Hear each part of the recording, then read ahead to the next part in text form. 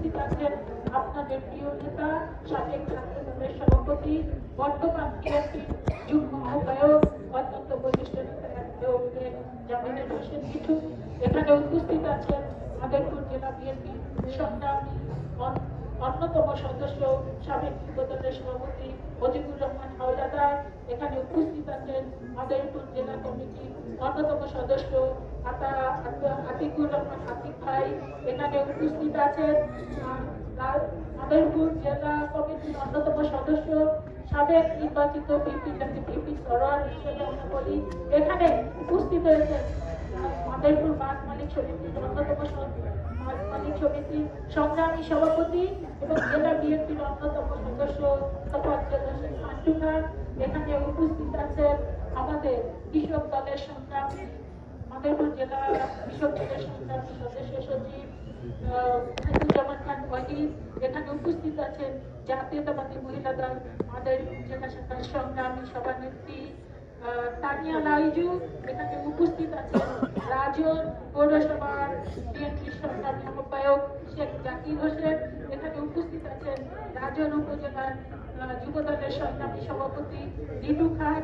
এখানে উপস্থিত আছেন আপনাদের এই এলাকারই সন্তান অত্যন্ত বলিষ্ঠ নেতা সায়েম ব্যাপারী। এখানে মৎস্যজীবী দলের সভাপতি সায়েম ব্যাপারী।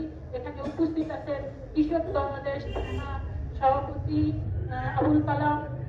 এখানে উপস্থিত আছেন নাসরিন সংগ্রামী সভাপতি অত্যন্ত বলিষ্ঠ নেতা ফিরোজ মাহমুদ। এখানে উপস্থিত আছেন আমাদের অত্যন্ত বলিষ্ঠ একজন বুদ্ধিজীবী বলবো,